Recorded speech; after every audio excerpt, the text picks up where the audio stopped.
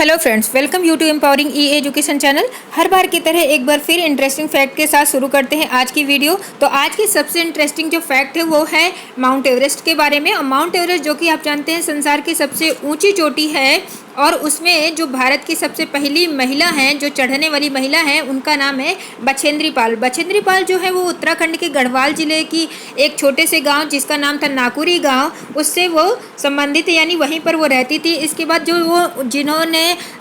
जो बछेंद्री पाल थी उन्होंने जहाँ से ट्रेनिंग लिया था उसको कहते हैं नेहरू इंस्टीट्यूट ऑफ माउंटेनरिंग। जो लोग माउंट एवरेस्ट पर चढ़ना चाहते हैं वो ट्रेनिंग भी लेते हैं इसकी। तो उत्तर काशी में एक इंस्टीट्यूट है जो जिसका नाम है नेहरू इंस्टीट्यूट ऑफ माउंटेनरिंग। इसके बाद ये जो जितनी भी चीज़ें, और उनके जो गाइड करने वाले थे वो उनका नाम था ब्रिगेडियर ज्ञान सिंह। क्या नाम था? ब्रिगेडियर ज्ञान सिंह था। ये जितने भी आप माउंट एवरेस्ट या बछेंद्री पाल से जितने भी पॉइंट्स पढ़ने वाले हैं वो एक लेडी हैं सुनीता अरोड़ा, जो कि दिल्ली के शालीमार गार्डन में केवीएस की टीचर हैं। और उनको उस टाइम पे 1984 में ट्रेनिंग के लिए वहाँ पर भेजा गया था, और उन्हीं के जिस इंस्टीट्यूट में वो ट्रेनिंग कर रही थी वहाँ पर बछेंद्री पाल को भी चुना गया था माउंट एवरेस्ट पर जाने के लिए। और वो बता रही हैं कि वो किस तरीके से वो बछेंद्री पाल वहाँ ज्ञान सिंह जो थे, ब्रिगेडियर ज्ञान सिंह, उनसे आशीर्वाद लेने आई थी और फिर वो चढ़ी। और कुछ दिन के बाद पता चला कि वो भारत की पहली महिला बन गई हैं जो माउंट एवरेस्ट पर चढ़ी थी। तो सब उनके द्वारा ही ये पॉइंट्स बताया जा रहा है, उनकी एक्सपीरियंस शेयर किए जा रहे हैं। तो वो सब बता रही हैं कि किस किस तरीके से उनको पहले दिक्कत हुई थी, बाद में उन्हें एक अवार्ड भी मिला था सबसे ग्रुप में चढ़ने के लिए। तो वो सारे बछेंद्री पाल के बारे में उन्होंने एक चैप्टर भी लिखा जो कि आपकी ईवीएस की एनसीईआरटी बुक्स में वो को राइटर भी हैं। ठीक है, अब यहाँ पर माउंट एवरेस्ट की ऊंचाई की बात की जाए तो माउंट एवरेस्ट की ऊंचाई जो नॉर्मली जितनी भी बुक्स होती हैं उसमें लिखा होता है 8848 मीटर।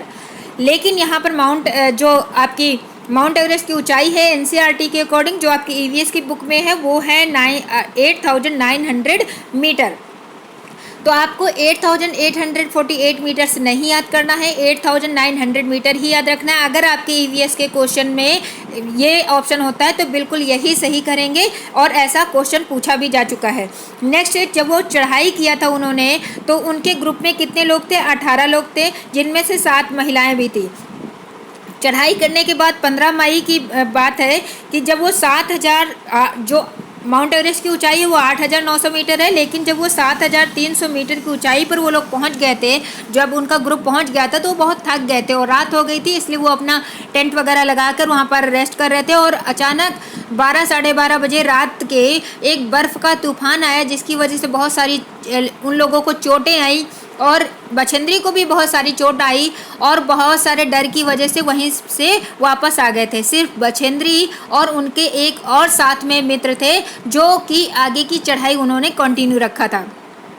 और जब वो पहुंची थी तो वो तारीख थी 23 मई 1984 को, और दिन के 1:07 थे जब वो चढ़ी। उन्होंने ये बताया कि जो माउंट एवरेस्ट है वो ऊपर जाकर इतनी सक्रिय हो जाती है, उसकी चोटी इतनी नैरो हो जाती है कि 2 लोग भी आसानी से आराम से वहाँ पर खड़े नहीं रह सकते हैं। और तब भी वो वहाँ पर कम से कम 43 मिनट तक वहाँ पर थी, और उन्होंने उस टाइम पे अपने पिक्स लिए, एंजॉय किया, खुशी जाहिर की, और वहाँ पर भारत का झंडा भी लगाया। तो इस तरीके से वो बता रही हैं। और सुनीता अरोड़ा जो हैं वो बता रही हैं कि किस तरीके से जब माउंटेनरिंग की ट्रेनिंग दी जाती है तो सुबह सुबह क्या क्या मिलता है उनको। चॉकलेट वाला दूध मिलता है, विटामिन सी की गोलियाँ और आयरन की गोलियाँ खाने को दी जाती हैं, ताकि शरीर हल्का रहे और भारी ना हो और आराम से वो लोग चढ़ पाएँ।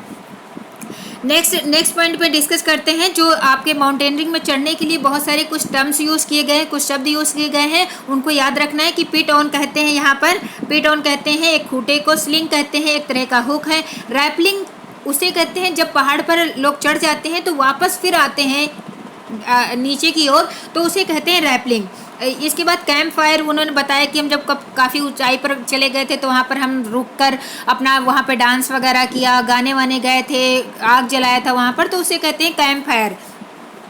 और देखिए नाम भी लिखा है यहाँ पर, संगीता अरोड़ा है वहाँ जो कि केवीएस की टीचर हैं, और वो ग्रुप नंबर 7 की लीडर थी। किस ग्रुप की लीडर थी? ग्रुप नंबर 7 की लीडर थी। नेक्स्ट है आपका मलप्पुरम जिला केरल में। ये सब चीज़ें आप ना स्क्रीनशॉट ले लिया करिए। मैं थोड़ी देर रुक जाती हूँ, इसमें कुछ भी नहीं लिखती हूँ, आप स्क्रीनशॉट ले लीजिए।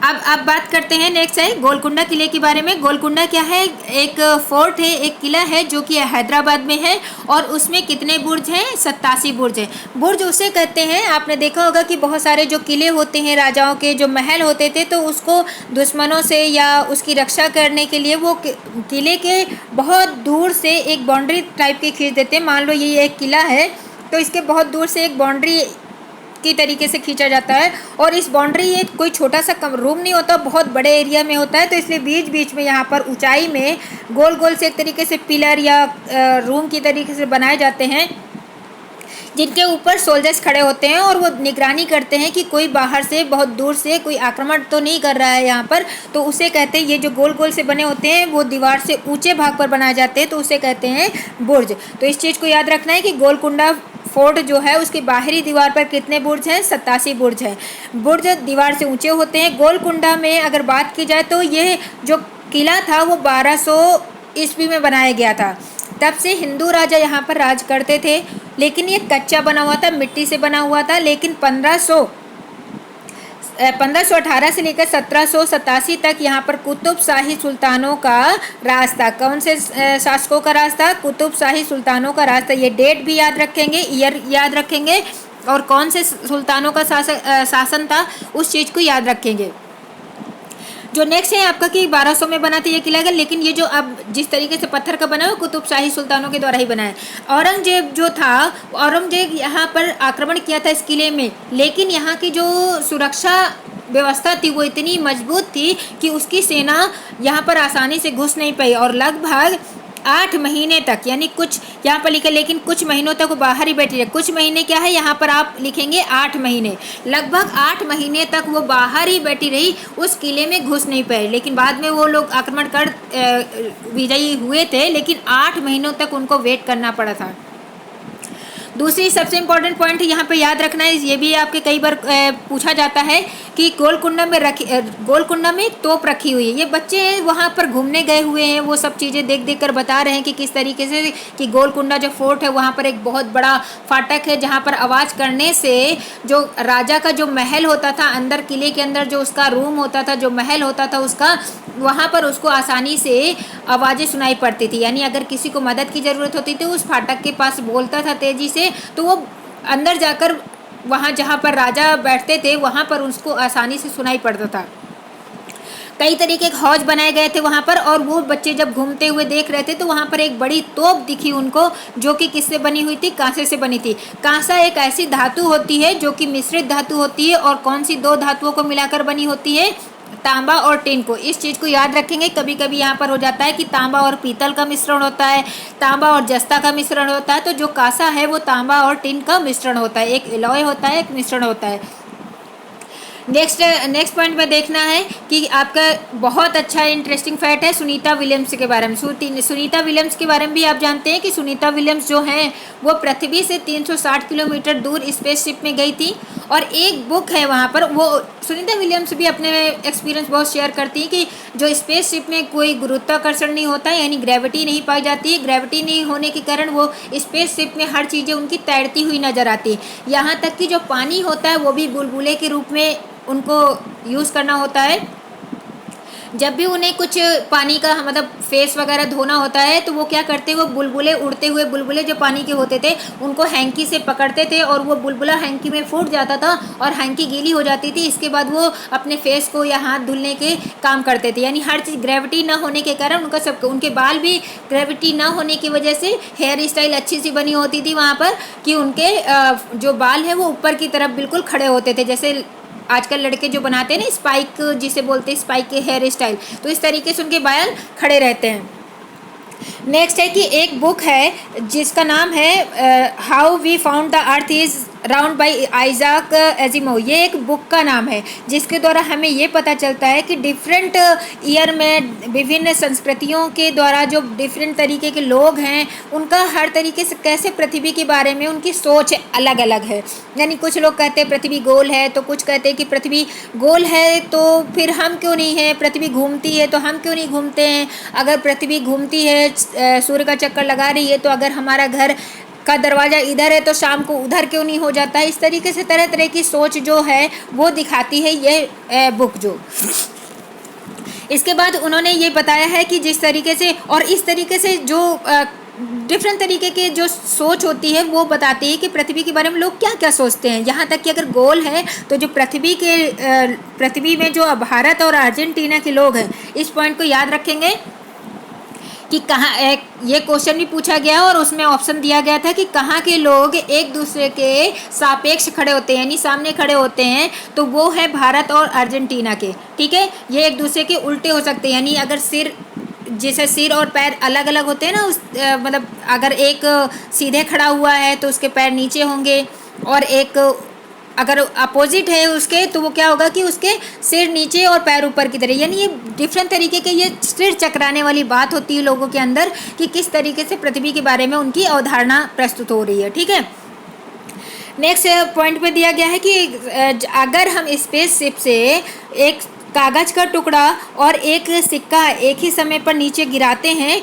तो वो सेम ऐसा नहीं होगा कि वो सिक्का जो है वो पहले गिर जाए और जो कागज़ का टुकड़ा है वो बाद में गिरे, ऐसा नहीं होगा स्पेसशिप में। जबकि हम अगर अपने छत से सिक्के को गिराएंगे तो बहुत जल्दी से नीचे आ जाएगा, और एक छोटे टुकड़े को हम फेंकेंगे तो वह धीरे धीरे लहराता हुआ धीरे धीरे करके वो नीचे गिरेगा, काफ़ी टाइम लग जाएगा उसको। लेकिन स्पेसशिप में ग्रेविटी ना होने की वजह से दोनों चीज़ें एक ही समय पर गिरती, यानी सिक्का भी वो लहराते हुए ही गिरेगा।